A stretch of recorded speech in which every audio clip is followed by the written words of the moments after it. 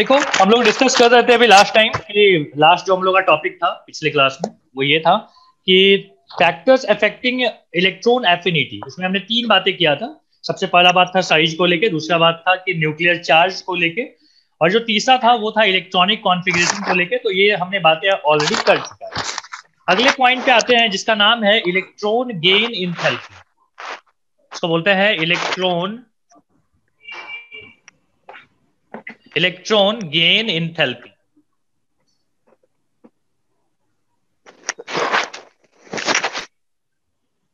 Okay, electron gain enthalpy, या फिर हम इसी को बोलते हैं इलेक्ट्रॉन एफिनिटी और इलेक्ट्रॉन एफिनिटी।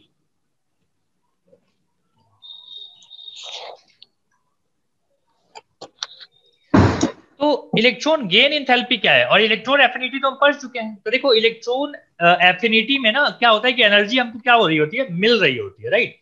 और जब इलेक्ट्रॉन मिल रही होती है, एनर्जी जब हमको मिल रही होती है, तो इसका साइन के बारे में बात कर लो कि विथ साइन बात कीजिएगा। विथ साइन में अगर हम बात करें तो इसका क्या होता है, आपको याद है? नेगेटिव साइन होता है। नेगेटिव क्यों? क्योंकि ये एनर्जी हमको मिलती है। तो अगर आप इसमें देखो, ऑक्सीजन को, सल्फर को, SE, TE और PO को, तो इसमें आपको दिखाई देगा कि ऑक्सीजन का जो गेन इंथैल्पी है ना वो होता है -141, ये होता है -200, ये होता है -195, ये होता है -178 और ये होता है -165। तो इलेक्ट्रॉन एफिनिटी याद का जो, रखना पड़ेगा। नहीं याद नहीं रखना है, बस डेटा दे दिया मैंने। अब इसमें देखो, इलेक्ट्रॉन एफिनिटी का जो ऑर्डर होता है, याद है आपको? मैंने बताया था कि एक्सेप्शनली चलता है। उम्मीद करते हैं कि ऑक्सीजन का सबसे ज्यादा होगा, लेकिन होता है किसका? सल्फर का। सल्फर के बाद फिर SC, उसके बाद बाकी जो है सबसे आखिरी में O आ जाता है। लेकिन जिसको हम उम्मीद कर रहे थे सबसे पहले होगा वो सबसे आखिरी में आया। आपको रिजल्ट पता चल गया क्यों? क्योंकि इलेक्ट्रॉन के आउटर मोस्ट शेल में, ऑक्सीजन के आउटर मोस्ट शेल में इलेक्ट्रॉन को पुट करना आसान नहीं होगा, क्योंकि वहां पे क्राउडिंग बहुत ज्यादा है। तो रिपल्सन भी होगा। रिपल्सन होगा तो क्या होगा कि ये ले नहीं पाएगा। अच्छा, अगर मैं बात करूं कि इलेक्ट्रॉन एफिनिटी की, तो ये बात हो गई। अच्छा, अगर मैं बात करूं कि इलेक्ट्रॉन गेन इंथैल्पी का बेटा, तो देखिए, गेन इंथैल्पी में नेगेटिव साइन जो सबसे बड़ा होता है, बेसिकली वो सबसे छोटा होता है ना। तो हम क्या बोलेंगे कि हमारे पास सबसे जो बड़ा आएगा वो होगा ऑक्सीजन, फिर PO, इसी को उल्टा करके लिख दे, TE, SE और S। तो ये हो गया इलेक्ट्रॉन गेन इंथैल्पी, ये हो गया इलेक्ट्रॉन एफिनिटी। ठीक है, कहीं पर लिखना होगा तो इस बात को लिख दीजिएगा कि इलेक्ट्रॉन गेन इंथैल्पी और इलेक्ट्रॉन एफिनिटी दोनों उल्टा चलते हैं। ओके, अगली बात है कि सक्सेसिव गेन, इसके बारे में हम लोग बात करना चाहते थे कि सक्सेसिव गेन इलेक्ट्रॉन एफिनिटी। जैसे आपने लास्ट टाइम देखा था कि सक्सेसिव आयनाइजेशन एनर्जी, उसी तरीके से ये भी चलेगा। अब यहाँ पे क्या हुआ, हमने एक गैसियस एटम लिया A नाम का, उसमें एक इलेक्ट्रॉन दे दिए। जब एक इलेक्ट्रॉन ये ले लिया तो इस पे क्या आ जाएगा, A निगेटिव चार्ज आ जाएगा, और साथ में क्या मिलेगी हमको? एनर्जी मिलेगी Eg1, इलेक्ट्रॉन गेन इंथैल्पी मिलेगा। ठीक है, उसके बाद क्या हुआ, हम बोले कि A- जो था उसमें एक इलेक्ट्रॉन और दे दो। तो और एक इलेक्ट्रॉन देंगे तो हमको क्या मिलेगा? A2-G प्लस Eg2 मिलेगा। अगली बार आप बोले कि सर इसमें दो माइनस हो गया है, एक और इलेक्ट्रॉन दे दो। एक और इलेक्ट्रॉन देंगे बेटा तो यहाँ पे क्या आ जाएगा? Ag3-G और Eg3। अब सोचो कि एक न्यूट्रल एटम था, न्यूट्रल एटम में इलेक्ट्रॉन देना फिर भी ठीक था, लेकिन एक ऐसा एटम है जिसमें ऑलरेडी एक्सेस इलेक्ट्रॉन आ गया है, अब उसमें भी तुम बोल रहे हो एक इलेक्ट्रॉन और देंगे, क्या ये आसान होगा काम? बोलो, क्या ये काम आसान होगा बेटा? नहीं। नहीं। ऑलरेडी वहां पे नेगेटिव चार्ज है, रिपल्सन ज्यादा होने लग जाएगा, है ना। तो आसान नहीं है। अरे अब आपको पता चल गया कि जब जो जहां पे इलेक्ट्रॉन पुट करना आसान नहीं है, वहां से इलेक्ट्रॉन अगर हमको पुट कर रहे हैं, इसका मतलब है हमको कम एनर्जी मिलेगी। जहां आसानी से इलेक्ट्रॉन चला जाए उसमें ज्यादा एनर्जी मिलेगी, जहां जहां दिक्कत जाए वहां पे कम एनर्जी मिलेगी। ठीक है, तो ध्यान रहेगा ये बात। अच्छा, एक बात समझो, ये वाला निगेटिव रहेगा बेटा, ये निगेटिव रहेगा, ये अपने आप तुम दोगे एक इलेक्ट्रॉन, मान लो ले लेगा, एनर्जी मिल जाएगी। लेकिन यहाँ पे ना तुमको एफर्ट डालना पड़ेगा, मतलब तुमको ना साथ में एनर्जी देनी पड़ेगी। और ये एनर्जी जो है ना, वो इस एनर्जी से बड़ा होगा, मतलब निगेटिव वाला एनर्जी छोटा हो जाएगा और पॉजिटिव वाला बड़ा हो जाएगा। फॉर एग्जाम्पल, ये हो गया +5 और ये हो गया -5। तो नेट एनर्जी किस में आ गया, प्लस में आ गया, पॉजिटिव आ गया। तो जब भी एक बार आप इलेक्ट्रॉन दे दोगे ना, उसके बाद जब भी दोगे तो वो पॉजिटिव में आएगा। पॉजिटिव में मतलब होता है कि आप क्या कर रहे हैं, हाँ बताइए, पॉजिटिव का मतलब क्या होता है, पॉजिटिव एनर्जी का क्या मतलब होता है, जब आप सिस्टम को एनर्जी दो, मतलब आपको एनर्जी खर्च करनी पड़ेगी उसमें इलेक्ट्रॉन पुट करने के लिए अब। ठीक है, पहले वाले में क्या हुआ था, आपको एनर्जी मिल गई थी, क्यों मिल गई थी, क्योंकि आसान था वो काम, अब आसान नहीं है। बोलो बात क्लियर हो गया ये बात, बोलो बोलो, हाँ नहीं बोलो भाई। फर्स्ट इलेक्ट्रॉन गेन इंथैल्पी जो होगा वो होगा कैसा, negative. Later on as it is difficult to put electron, तो क्या हो जाएगा, यहाँ पे एनर्जी देनी पड़ेगी and that's why electron gain enthalpy positive हो जाएगा, मतलब हमको मिलेगी नहीं, हमको देना पड़ेगा। लिखने के लिए समय दूंगा मैं आपको, पहले एक और टॉपिक देख लेते हैं जिसका नाम है इलेक्ट्रोनेगेटिविटी। इलेक्ट्रोनेगेटिविटी, इससे पहले मैं आगे बढ़ूं इलेक्ट्रोनेगेटिविटी की तरफ, आपको एक बात बता दूं कि इलेक्ट्रॉन एफिनिटी और इलेक्ट्रोनेगेटिविटी दोनों बहुत हद तक सेम होते हैं, लेकिन डिफरेंस है। कहां पे डिफरेंस है मैं आपको समझाऊंगा। देखो इलेक्ट्रोनेगेटिविटी क्या होता है ना, कि एक शेयर्ड पेयर ऑफ इलेक्ट्रॉन को क्या करता है, मान लो कार्बन कार्बन, उन्होंने क्या किया, एक शेयरिंग कर लिया इलेक्ट्रॉन का, तो इलेक्ट्रॉन पेयर का जो शेयरिंग है ना उसको अपनी तरफ खींचता है, दोनों इलेक्ट्रॉन को मान लो क्या करेगा, मान लो यहाँ पे कोई दूसरा चीज है, एक्स ले लेते हैं, तो ये क्या करेगा, ये इलेक्ट्रॉन को ना ऐसे खींच लेगा अपनी तरफ, कौन सा इलेक्ट्रॉन को, शेयर्ड पेयर ऑफ इलेक्ट्रॉन को, और खींच के अपने ऑर्बिट में नहीं लाएगा, खाली खींच के अपने नजदीक में रखेगा। इलेक्ट्रॉन एफिनिटी में क्या होता था, खींच के इलेक्ट्रॉन को अपने ऑर्बिट में ले आता था, याद है क्या पढ़ाया था मैंने, एक बार रिपीट कर मैंने क्या बोला। इलेक्ट्रॉन एफिनिटी में क्या होता है, एक एटम क्या करता है, एक एटम बाहर के इलेक्ट्रॉन को खींच के अपने ऑर्बिट में ले आता है। इलेक्ट्रोनेगेटिविटी में क्या होता है कि एक atom shared pair of electron को खींच के अपने पास ले आता है, ऑर्बिट में नहीं, यहाँ पे ऑर्बिट है, यहाँ पे पास में रख लिया, यहाँ पे। अब मैं आपको इसका डेफिनेशन लिखा देता हूं कि क्या होता है कि the tendency of an atom to attract क्या लिख दिया, attract a shared pair of electron from a covalent bond. एक कोवेलेंट बॉन्ड से अगर इलेक्ट्रॉन को खींच के अपने नजदीक में ले आए तो इसको क्या बोलते हैं, इसको बोलते हैं इलेक्ट्रोनेगेटिविटी। एक बार मुझे बताओ, क्या ये क्लियर हुआ कि नहीं हुआ,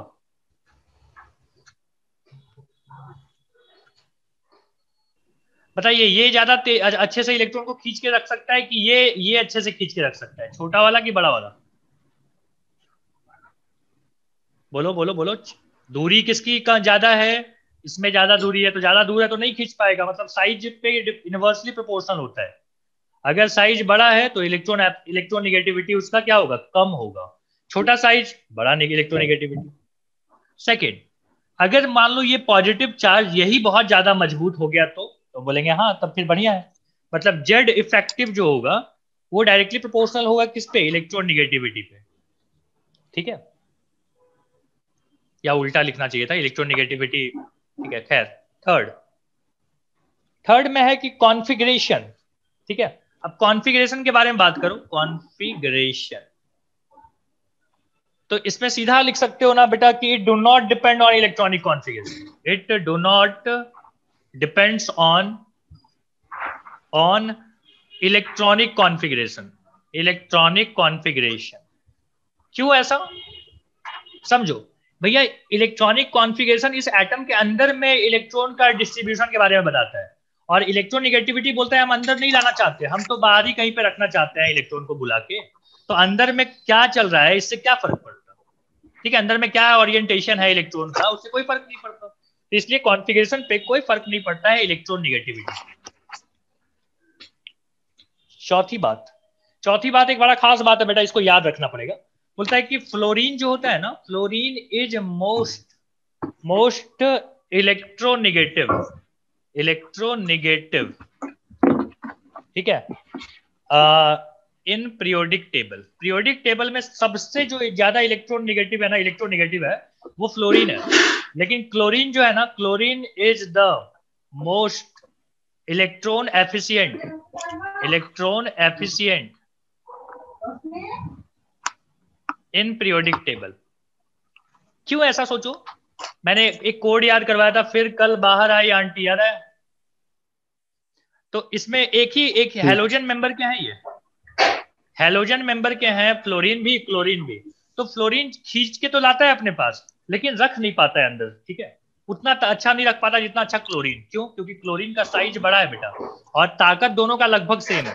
ताकत ज्यादा है, फ्लोरीन का घर छोटा है, ये इलेक्ट्रॉन को बुला तो लेता है लेकिन रख नहीं पाता, ठीक है? और क्लोरीन क्या है, बोलता है बुला भी लेता है और रख भी लेता है अंदर, ठीक है? तो ये क्या हो गया? ये हो गया ज्यादा इलेक्ट्रॉन एफिशिएंट, ये हो गया ज्यादा इलेक्ट्रॉन निगेटिविटी। मतलब फ्लोरीन जो है ना वो बॉयफ्रेंड मटेरियल है, क्लोरीन जो है वो हस्बैंड मटेरियल है।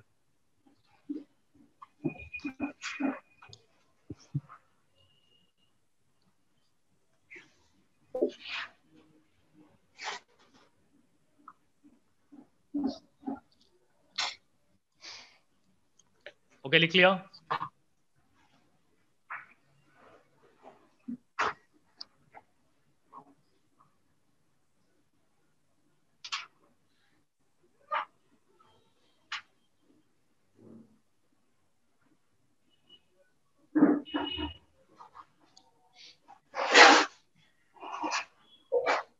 ओके, आगे बढ़े? हो गया लिख के? अब देखिए अपना अगला टॉपिक है केमिकल बॉन्ड। हमने सारे जो बेसिक टर्म्स थे इससे रिलेटेड वो सब हम पढ़ चुके हैं। अब हम केमिकल बॉन्डिंग पढ़ने के लिए रेडी हैं। तो यहां से केमिकल बॉन्ड आता है। सबसे पहले तो समझ लीजिए इस बॉन्ड का मतलब क्या होता है। बॉन्ड का मतलब होता है बेटा समथिंग विच इज मतलब कनेक्शन, है ना? बॉन्ड का मतलब होता है कनेक्शन। अब कैसा कनेक्शन है इसी के बारे में हम लोग को बात करनी है। तो बॉन्ड कब होता है तो बोलेंगे कि एक अट्रैक्शन फोर्स रहेगा जो कि होल्ड करेगा, a force of attraction, a force of attraction which hold two atoms, two atoms, two or more भी लिख सकते हो, two or more atoms together, साथ में रखता है, उसी को हम बॉन्ड बोलते हैं। जैसे हो गया NaCl, जैसे हो गया H2SO4, इसमें बहुत सारे एटम्स जो है वो साथ में हैं। जैसे हो गया H2O, कोई भी कंपाउंड ले लीजिए, वहां पे बॉन्डिंग तो बनी रही है ना, ठीक है? इस तरीके से हमने कुछ एग्जांपल्स ले लिया। अब आता है कि types of chemical bond, types of chemical bonding. किसी को अगर याद है तो बताइए, तो कितने टाइप्स के केमिकल बॉन्डिंग होता है? पहला आयनिक,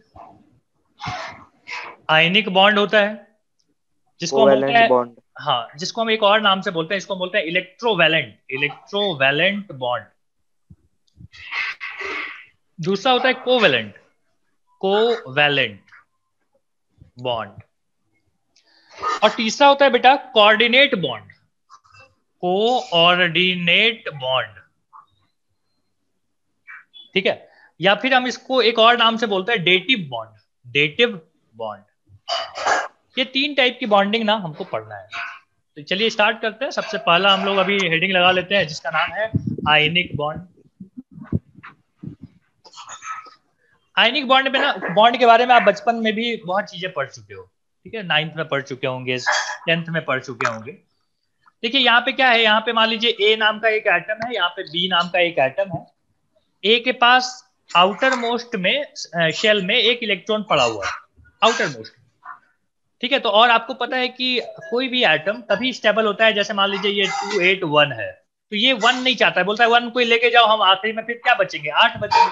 और 8 का होना, आखिरी आखिरी शेल में 8 इलेक्ट्रॉन का होना अच्छी बात है, वो बोलता है ज्यादा स्टेबल महसूस होती है। तो ये क्या कर दिया, ये बोला एक इलेक्ट्रॉन लेके जाओ। और इसमें क्या था, इसमें 7 था, इसके आखिरी में क्या था, मान लीजिए 2 8 7 था। तो इसको ये बोलता है हमको भी एक एक कोई दे दे तो मजा आ जाए, हम भी 8 बन जाएंगे। तो ये क्या कर दिया, ये देना चाहता है, ये लेना चाहता है, ऐसे में क्या हो गया, दोनों में आपस में दोस्ती हो गई। इस दोस्ती को हम क्या बोलते हैं बेटा, बॉन्डिंग। और ये कौन सा बॉन्ड है तो हम बोलेंगे आयनिक बॉन्ड। अब इसका नाम आयनिक क्यों है समझाते हैं। क्या हुआ बेटा कि जब ये क्या किया, एक इलेक्ट्रॉन दे दिया तो इस पे एक पॉजिटिव चार्ज आ गया, और जिसने एक इलेक्ट्रॉन ले लिया उस पे नेगेटिव चार्ज आ गया। जब भी एटम के ऊपर चार्जेज आ जाते हैं तो वो बन जाते हैं आयंस। क्या बन जाते हैं? आयंस। और देखो ध्यान से, एक पॉजिटिव है एक नेगेटिव है, क्या इनके बीच में, अच्छा माइक ऑफ कर देना सब लोग, ठीक है, जब जरूरत पड़ेगी तब बोलना। कर दिया ऑफ? ओके।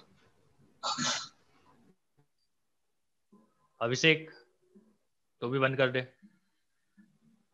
हाँ, तो हम लोग क्या देख रहे हैं, हम लोग देख रहे हैं कि यहाँ पे दो आयंस बन गए, एक पे पॉजिटिव चार्ज है एक पे नेगेटिव चार्ज। आप भूल जाओ आयंस वायंस, हम बोल रहे हैं बस यहाँ पे पॉजिटिव चार्ज है यहाँ पे नेगेटिव चार्ज है। क्या इन दोनों के बीच में इलेक्ट्रोस्टैटिक फोर्स ऑफ अट्रैक्शन लगेगा? फिजिक्स में पढ़ना है electrostatic force, static force of attraction. Electrostatic force लगेगा तो ये दोनों नजदीक में आ जाएंगे, एकदम चिपक जाएंगे आके, ठीक है। और जब ये चिपक जाएंगे तो इनके बीच में क्या हो गई, समझो कि दोनों में के बीच में कनेक्शन हो गया। इसी कनेक्शन को ना बेटा बोलते हैं हम लोग बॉन्ड। बॉन्ड मतलब ऐसे कोई लाइन वाइन नहीं होता है, ठीक है, सही में रियलिटी में ऐसा नहीं कि लाइन होता है। बॉन्ड मतलब दो दो एटम है, दोनों चिपके हुए हैं, तो उनको क्या बोलते हैं, उनको हम बोलते हैं कैसा बॉन्डिंग है ये, हम बोलेंगे आयंस के बीच में बॉन्डिंग है, इसलिए इसका नाम क्या है, आयनिक बॉन्ड। आयनिक बॉन्ड, ठीक है। कोई बोला कि आयनिक बॉन्ड में जो एटम चिपके हुए रहते हैं उनके बीच में कौन सा फोर्स लग रहा होता है बेटा, तो आप बोलोगे उसके बीच में इलेक्ट्रोस्टैटिक फोर्स लग रहा है, क्योंकि बेसिकली दो चार्ज है, दो चार्ज के बीच में हमेशा कौन सा फोर्स लगता है, इलेक्ट्रोस्टैटिक फोर्स। अब हम बात करते हैं कि कंडीशन क्या है, कि क्या सारे एटम जो है वो आयनिक बॉन्ड बना पाएंगे, कि कुछ कंडीशन भी है। तो जवाब है उसका कंडीशन है। तो मैं यहां लिख देता हूं कि conditions for forming ionic bond. Ionic bond बनाने के लिए कुछ कंडीशंस हैं, एक एक करके हम उसको डिस्कस करेंगे। पहली बात है कि वन शुड बी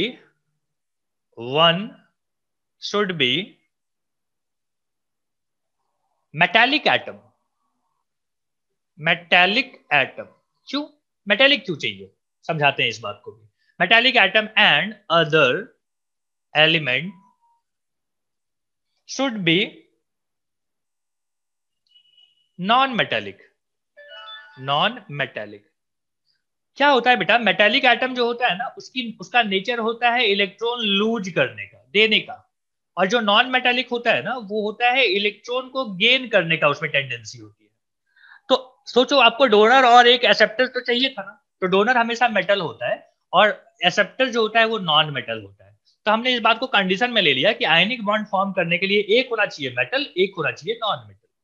पहली बात समझ में आ गई। अच्छा, ये जो इलेक्ट्रॉन का लूज करना होता है ना बेटा, इसको बोलते हैं, एक टर्म आता है इसको बोलते हैं इलेक्ट्रोपॉजिटिव। इलेक्ट्रोपॉजिटिव बोलेंगे, इलेक्ट्रोपॉजिटिव क्यों बोलते हैं सर? इसलिए बोलते हैं बेटा क्योंकि जब इलेक्ट्रॉन लूज करोगे ना तो आपके ऊपर पॉजिटिव चार्ज आ जाता है। जैसे यहाँ पे देखा था, इलेक्ट्रॉन इसने लूज किया था ए ने, तो इस पे कौन सा चार्ज आया था, पॉजिटिव चार्ज। जिसपे पॉजिटिव चार्ज आता है उसको हम बोलते हैं इलेक्ट्रोपॉजिटिव।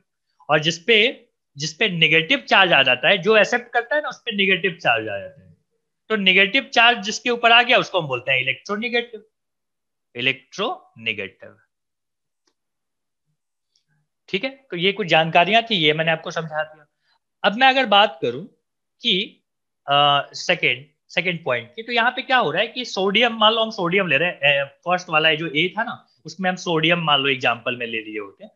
सोडियम मेटल होता है, तो मेटल क्या करेगा, लूज करेगा एक एक इलेक्ट्रॉन। आपको पता है मैंने पढ़ाया था आयनाइजेशन एनर्जी होती है बेटा एक टर्म। मतलब अगर आपको एक गैसियस एटम में से एक इलेक्ट्रॉन को बाहर निकालना है तो आपको कुछ एनर्जी अपनी तरफ से देनी पड़ेगी, ठीक है, मुंह दिखाई। तो इसको हम बोलते हैं आयनाइजेशन एनर्जी। तो मेटल के पास क्या होता है ना कि metal metal need very very less amount of energy to lose electron. Electron को लूज करने के लिए मेटल को बहुत कम एनर्जी देनी पड़ती है। अब कोई मान लो बोले कि सर क्या हम जबरदस्ती करके क्लोरीन क्लोरीन जो कि नॉन मेटल है उससे एक इलेक्ट्रॉन बाहर नहीं निकाल सकते हैं? तो हम बोलेंगे निकाल सकते हैं, लेकिन इतनी एनर्जी रिक्वायर्ड होगी जो प्रैक्टिकली इम्पॉसिबल है। ठीक है, आपको एटम बॉम्ब जलाना पड़ जाएगा उसके लिए, उतनी एनर्जी की जरूरत पड़ेगी। मतलब प्रैक्टिकली पॉसिबल नहीं है कि क्लोरीन से एक इलेक्ट्रॉन ले ले। हाँ, लेकिन क्लोरीन में ना एक इलेक्ट्रॉन आप पुट कर सकते हो, और ऐसा करने पे क्या बन जाता है, वो क्लोरीन माइनस बन जाता है। और ऐसे करने से अच्छी खासी एनर्जी मिलती है, इलेक्ट्रॉन एफिनिटी खूब सारी मिलती है। अब सोचो कि जरूरत थी बहुत कम एनर्जी की, मिल गया बहुत ज्यादा एनर्जी, तो आपको नहीं लग रहा है कि खुद से ये रिएक्शन हो जाएगा? बोलो बोलो बोलो। मान लो एक बिजनेस कर रहे हैं, वहां पे आपको 2 रुपया लगाना है, मिलेगा 10 रुपया, तो आपको नहीं लगता है कि इसके लिए हमको बहुत टेंशन की लेने की जरूरत नहीं है?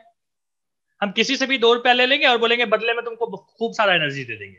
और ये जो एनर्जी है वो कहाँ से लेता होगा सोडियम?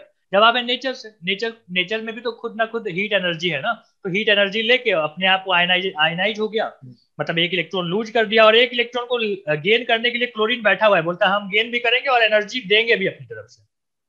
ठीक है, तो ये बातें थी।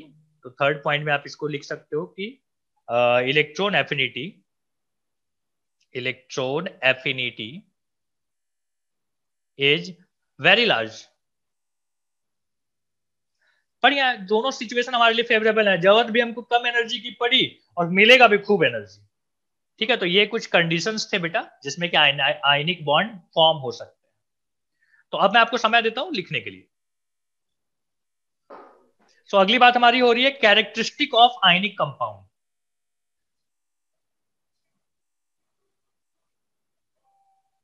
आयनिक कंपाउंड, एक एक करके हम सारे कैरेक्टरिस्टिक को डिस्कस करेंगे। सबसे पहला है स्टेट। स्टेट सर मतलब आयनिक राज्य। बॉन्ड क्या आयनिक कंपाउंड? अब आयनिक बॉन्डिंग बना के आयनिक कंपाउंड बन चुका होगा ना, तो बॉन्डिंग बना के जो कंपाउंड बनते हैं उसको आयनिक कंपाउंड बोलते हैं। तो आयनिक कंपाउंड कैसे होते हैं उसके बारे में बात कर रहे हैं। सबसे पहले है स्टेट। स्टेट मतलब हो गया कि उसके फिजिकल स्टेट के बारे में बात हो रही है। तो ये होते हैं क्रिस्टलाइन सॉलिड, क्रिस्टलाइन सॉलिड। ठीक है, क्रिस्टलाइन सॉलिड होते हैं। और दूसरी बात है कि they are closely packed, close packing रहती है। और क्या होता है, तुम बोलेंगे हार्ड होता है, ये हार्ड होता है, और हाई मेल्टिंग पॉइंट होती है, high melting point and boiling point. ठीक है, बहुत क्लोज पैकिंग, एकदम चिपके चिपके सारे आइटम है, तो क्या होगा, बहुत मजबूत होगा, हार्ड भी होगा, मेल्टिंग पॉइंट भी बहुत हाई होगा, और बॉइलिंग पॉइंट भी बहुत हाई होगा। Second point. अब हम बात करने वाले हैं इलेक्ट्रिकल कंडक्टिविटी के बारे में, कि क्या ये करंट को फ्लो होने देगा नहीं होने देगा, उसके बारे में बात करते हैं। ध्यान दीजिएगा, आयनिक कंपाउंड जो होते हैं ना, ionic compounds, compounds are bad conductor, are bad conductor of electricity. क्यों? रीजन है इसका, due to its close packing, due to its close packing. अब पैकिंग इतनी क्लोज है कि इलेक्ट्रॉन्स वहां पे क्या हो रहे हैं, मूव नहीं कर पा रहे हैं। यहां हम एक और काम बोलते हैं कि no free electrons are present, free electrons are present.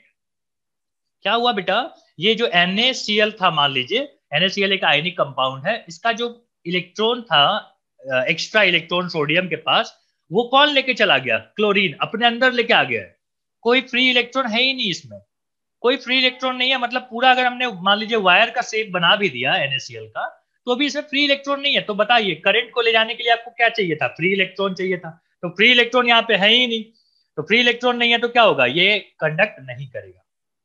लेकिन एक अच्छी बात यह है कि अगर आप इसको एक्वस फॉर्म में ले आओ, हम बोल देते हैं कि but they are good conductor,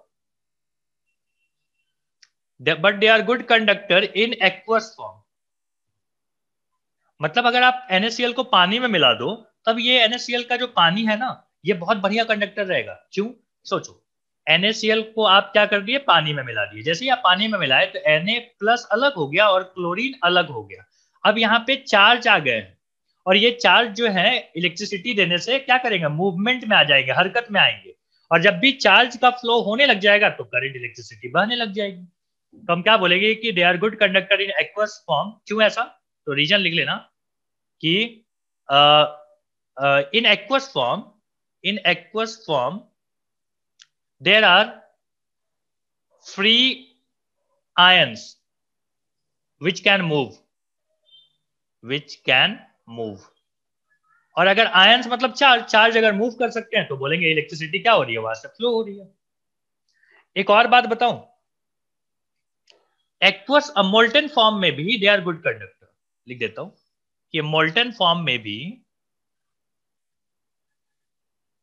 they are good conductor. क्यों ऐसा मोल्टन फॉर्म में गुड कंडक्टर क्यों हुआ? क्योंकि जैसे आप एनर्जी दे दीजिएगा ना तो ये बॉन्ड टूट जाएगा, और टूट के क्या हो जाएगा, तो Na+ हो जाएगा और Cl- हो जाएगा। यहाँ पे हालांकि पानी नहीं है, उसको आप पिघला के क्या किए हैं, मेल्ट करवाए हैं। मेल्ट करवाने से क्या हो गया, इतनी एनर्जी दे दिया आपने कि ये बॉन्ड ही टूट गया। ये बॉन्ड टूट गया तो क्या बन गया, Na+ बन गया, Cl- बन गया। अब ये Na+ और Cl- दोनों क्या कर सकते हैं, इलेक्ट्रिसिटी को रिस्पॉन्स करेंगे। मतलब Na भी मूव करेगा, क्लोरीन भी मूव करेगा। अब मूव करेगा तो क्या होगा, इलेक्ट्रिसिटी फ्लो होगी। तो मोल्टन फॉर्म में भी ये गुड कंडक्टर है, एक्वस फॉर्म में भी गुड कंडक्टर है, लेकिन सॉलिड फॉर्म में दे आर बैड कंडक्टर। बोलो ये बात क्लियर हो गया? गुड। थर्ड पॉइंट पे चलते हैं। थर्ड पॉइंट, गैसियस में कुछ नहीं बोला आपने। गैसियस फॉर्म में, गैसियस फॉर्म में लाना मुश्किल है। अब है आयनिक मतलब बॉन्ड। नहीं होगा। नहीं, ला ही नहीं पाएंगे, गैसियस फॉर्म में लाओगे तो इलेक्ट्रिसिटी कंडक्ट नहीं करेगा। कोई भी गैस जो है ना वो करंट इलेक्ट्रिसिटी कंडक्ट नहीं करता है। आयनिक बॉन्ड जो होता है, they are, ionic bonds are non rigid. इसका बड़ा मतलब है, समझाता हूं। Non rigid and non directional. Non directional in nature. देखो बेटा, आयनिक बॉन्ड जो है ना वो नॉन रिजिड बॉन्ड जो होते हैं वो रिजिड नहीं होते। जैसे जैसे मैं बोलूं कि Na+ और क्लोरीन Cl- दोनों कितना नजदीक आ सकते हैं, क्या ये यहां पे आके रुक जाएगा, कि यहां आके रुक जाएगा, कि यहां आके रुक जाएगा? कहाँ रुकेगा? हम बोलेंगे कहीं नहीं रुकेगा सर, एकदम चिपक जाएगा यहाँ पे। इलेक्ट्रोस्टैटिक फोर्स लग रही है, फोर्स, इलेक्ट्रोस्टैटिक फोर्स बड़ी मजबूत फोर्स होती है, वो चिपका लेगा आके एकदम। तो बताइए क्या इसका बॉन्ड का कोई लेंथ है? जैसे आप बोलते थे ना कि CH4 में सी ऐसे ऐसे लगा होता है, इसमें बॉन्ड की लंबाई भी होती है कि इससे ज्यादा नजदीक नहीं आ सकता, इतना ही दूर रहेगा। तो ये बॉन्ड की लंबाई हो गई। लेकिन आयनिक बॉन्ड में बेटा बॉन्ड की कोई लंबाई नहीं होती है, जीरो होता है लंबाई। क्यों? क्योंकि बड़ी मजबूत फोर्स होती है, खींच के एकदम चिपका लेता है। तो हम क्या बोलेंगे कि इसका जो बॉन्ड है, आयनिक बॉन्ड जो होते हैं वो नॉन रिजिड होते हैं। ठीक है, मतलब इस रिजिड मतलब क्या हो गया कि इससे नजदीक नहीं आ सकता। ये क्या है, ये बोलता है नहीं कोई ये नहीं है, हम एकदम ला के चिपका लेंगे अपने पास। तो ये क्या हो गया, नॉन रिजिड। दूसरी बात हमने यहाँ पे बताया कि नॉन डायरेक्शनल। देखो अब अगर मैं बोलूं कि सोडियम यहाँ पे है, क्लोरीन बेटा यहाँ पे है, तो क्या होगा, चिपक जाएगा ऐसे। हम बोले क्लोरीन यहाँ होता तो हम बोलते यहाँ भी चिपक जाता है ऐसे। हम बोले अच्छा यहाँ होता तो, आप बोले यहाँ भी चिपक जाता। सर क्या बात कर रहे हो, है ना, इलेक्ट्रोस्टैटिक फोर्स लग रहा है। लेकिन ये क्या बात कर रहा हूँ ये नहीं है। अब मैं अगर कोवेलेंट बॉन्ड की बात करूँ ना बेटा, तो तो क्या होता है कि उसमें उसका जो कोवेलेंट बॉन्ड बनाने का तरीका होता है, उसमें ऑर्बिटल्स ओवरलैप करते हैं। मान लो एक ऑर्बिटल ऐसा है, एक ऑर्बिटल ऐसा है, क्या ये दोनों ओवरलैप करेगा? नहीं। ओवरलैप करने के लिए इसको भी इसी तरीके से डिजाइन होना चाहिए, ऐसे इसी डायरेक्शन में ये ओवरलैपिंग होगी। ठीक है, तो इसमें डायरेक्शन का चक्कर है। लेकिन आयनिक बॉन्ड में डायरेक्शन का कोई चक्कर नहीं है, दे आर नॉन डायरेक्शनल, किधर से भी ले आओ सबको चिपका लेंगे। इलेक्ट्रोस्टैटिक फोर्स है, खूब मजबूत फोर्स है।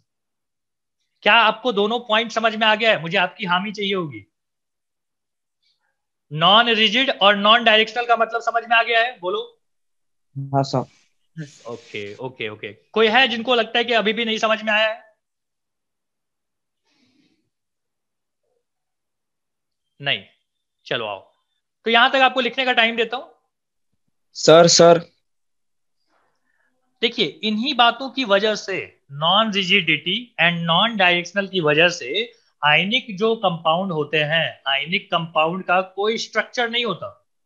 कंपाउंड का कोई भी स्ट्रक्चर, नो फिक्स स्ट्रक्चर।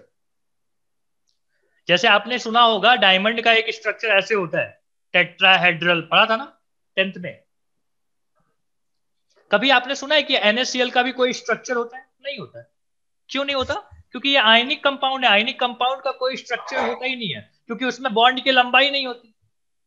हाँ, बॉन्ड की लंबाई ही नहीं होती तो कैसा रहेगा, एक क्लस्टर जैसा बना हुआ रहेगा खाली। तो क्लस्टर है तो उसका क्या शेप, कोई शेप।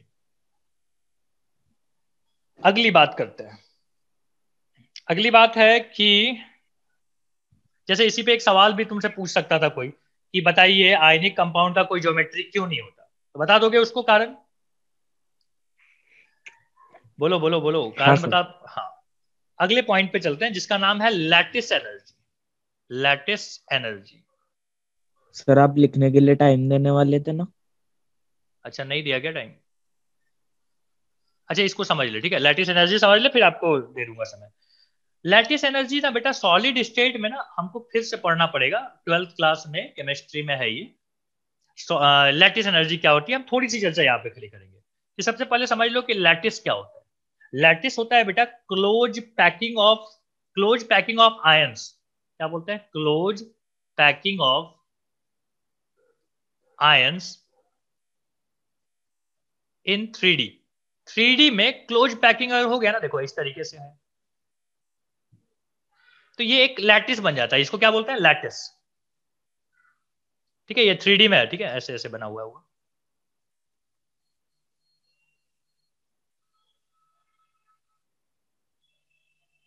ऐसे ऐसे है, तो इसको थोड़ा सॉलिड का रूप दे देना।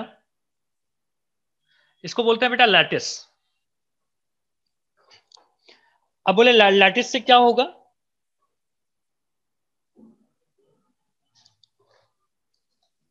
जैसे है, जैसे हमने बोला कि देखो यहाँ पे Na प्लस है, और ये सराउंडेड है किससे, Cl माइनस से, Cl माइनस से, Cl माइनस से, Cl माइनस से, Cl माइनस से, Cl माइनस से, फिर यहाँ पे मान लीजिए Na होगा, फिर ये भी सराउंडेड होगा Cl माइनस से, Cl माइनस से। इस तरीके से क्लोज पैकिंग होती है, ठीक है, 3D स्ट्रक्चर में। इसको हम क्या बोलते हैं, लैटिस बोलते हैं। अब समझिए लैटिस में क्या बोलेंगे कि the amount of energy release when 1 mole of ionic compound या ionic lattice is form from its gaseous state. क्या बोले कि गैसियस स्टेट से अगर सॉलिड स्टेट में बनेगा, ठीक है, तो इसमें जो एनर्जी रिलीज होगी, यहां पे एनर्जी क्या होगी, रिलीज होगी, हीट एनर्जी रिलीज। इसी एनर्जी को हम क्या बोलते हैं, लैटिस एनर्जी बोलते हैं। क्या बोलते हैं, लैटिस एनर्जी। क्या बोला मैंने, गैसियस फॉर्म से सॉलिड फॉर्म में बदलने में अगर जो एनर्जी मिलेगी, इसको हम क्या बोलते हैं, लैटिस एनर्जी बोलते हैं। तो अमाउंट ऑफ एनर्जी इसी, अच्छा, तो आप बोलोगे कि सर वापस अगर हमको सॉलिड से गैसियस में जाना है, ठीक है, गैसियस में जाना है तो कितनी एनर्जी देनी पड़ेगी, बोलेंगे जितना एनर्जी मिला था उतना एनर्जी दे दो। तो हम इस लैटिस एनर्जी को ना इस तरीके से भी डिफाइन करते हैं। कैसे, तो सेकेंड तरीका है डिफाइन करने का, पहले मैंने क्या बताया यहाँ पे लिख दो, कि the amount of energy, the amount of energy release when 1 mole of gaseous ionic compound get converted into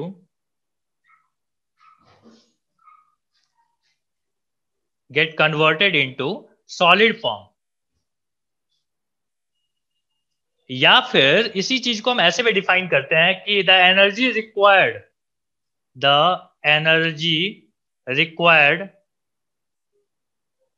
to convert solid ionic compound of 1 mole, ज्यादा नहीं, 1 मोल, इनटू गैसियस फॉर्म। जितनी एनर्जी देनी पड़ेगी उसके सॉलिड से gas में बदलने में, उसको हम बोलेंगे लैटिस एनर्जी। इसको क्या बोलते हैं, लैटिस एनर्जी। या फिर उसका उल्टा भी बोल सकते हैं कि गैस को सॉलिड में बदलने में जितनी एनर्जी हमको मिल गई, उसको भी क्या बोलते हैं, लैटिस एनर्जी। आप जिस तरीके से जानना चाहें उस तरीके से इस चीज को लिख सकते हैं, दोनों सही है। ठीक है, अब एक बात हमको क्या बोलनी थी, हमको बोलना था कि higher the lattice energy more stable will be your ionic compound. Higher the the कौन सा, lattice energy, more will be your ionic compound stable. हम बोले सर कैसे, इस बात को थोड़ा सा एक्सप्लेन किया जाए। हम बोले देखिए जितनी एनर्जी आप जरूरत है क्या करने के लिए, सॉलिड सॉलिड आयनिक आयन को, सॉलिड आयनिक कंपाउंड को गैस में ले जाने में जितनी एनर्जी की जरूरत पड़ेगी उसी को लैटिस एनर्जी बोलते हैं। अब मान लीजिए हमारे पास एक सॉलिड है जिसको 5 यूनिट एनर्जी की जरूरत है गैस में बदलने के लिए, और एक हमारे पास सॉलिड है जो जिसको 10 एनर्जी की जरूरत है, 10 यूनिट। तो बताइए कौन ज्यादा स्टेबल होगा? जिसको 10 की जरूरत है ना, 10 दोगे तब जाके वो क्या करेगा, उसको गैस में जाएगा। और जो 5 है वो क्या होगा, वो कम स्टेबल, उसको 5 देंगे वो जल्दी से क्या हो जाएगा, गैसियस फॉर्म में चला जाएगा, कम स्टेबल हुआ वो। तो यही चीज मैंने यहाँ पे लिखा है कि higher the lattice energy more will be your ionic compound stable. Okay, अब आप चाहो तो इन चीजों को लिख सकते